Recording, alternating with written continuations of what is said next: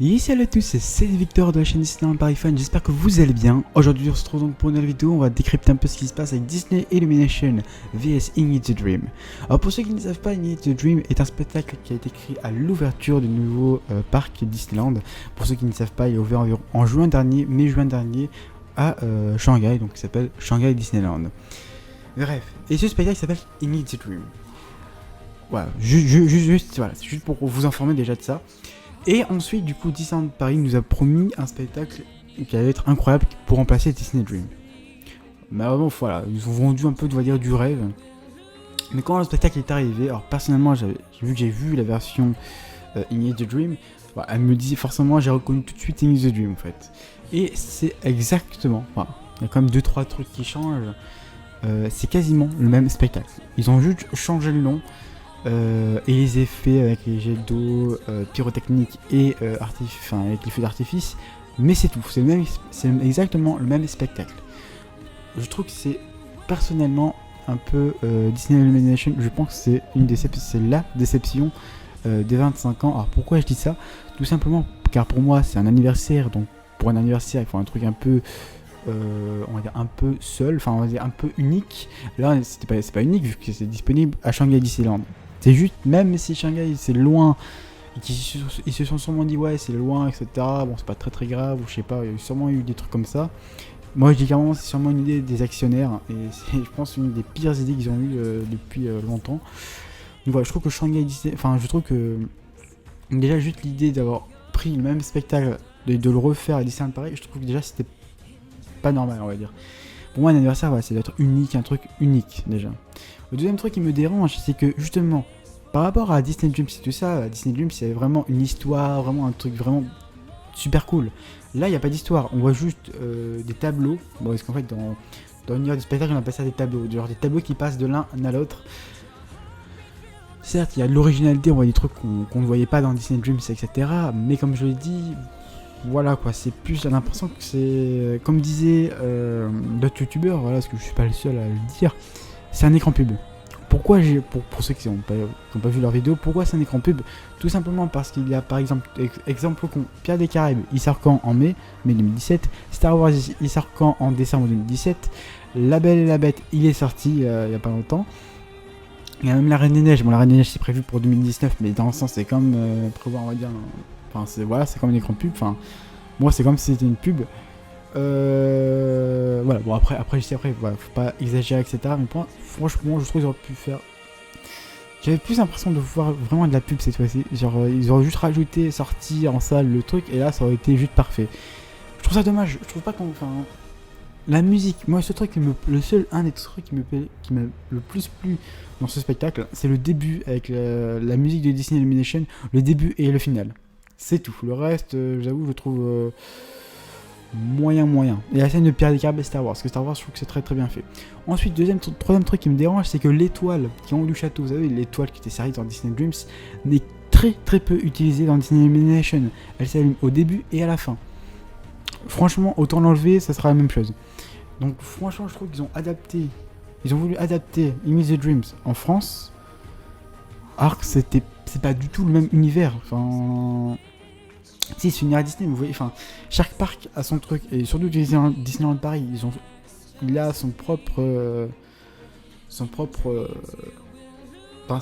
truc, son propre thème, on va dire. Enfin, il y a vraiment une ambiance il y a une ambiance très particulière à Disneyland Paris que t'as pas à Floride ou Californie ou à Shanghai Disneyland.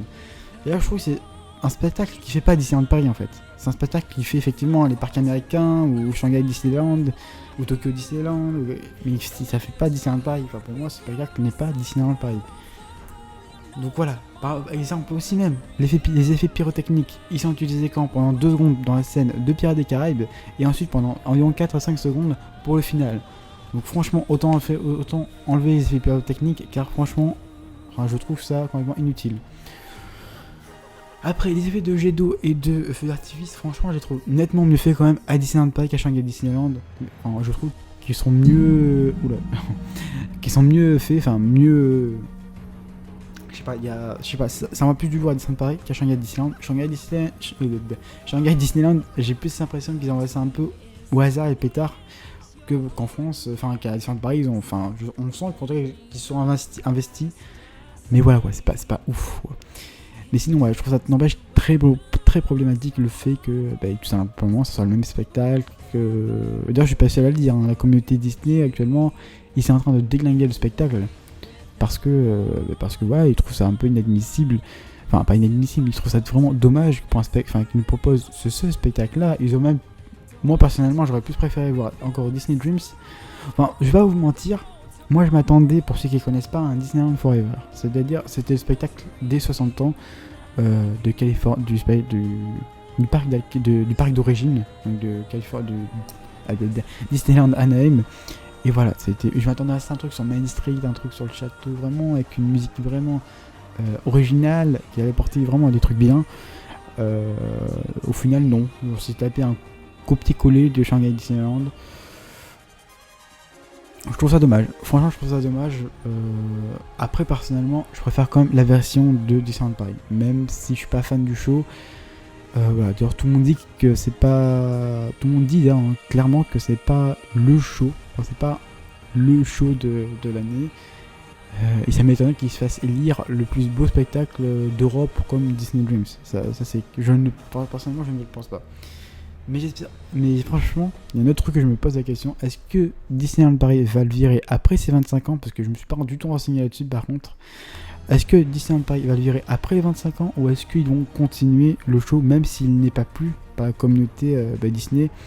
Est-ce qu'ils vont continuer comme Disney Dreams si ça pendant encore 5 ans? Ou est-ce qu'ils vont peut-être l'arrêter un peu avant? Pour le moment en tout cas je sais pas du tout. Si vous avez des informations, n'hésitez pas à mettre un commentaire.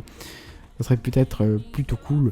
Et aussi, n'hésitez pas évidemment à me dire ce que vous en pensez, si vous le trouvez bien, etc. etc. Alors, voilà, je tiens à préciser, ça reste quand même un beau spectacle.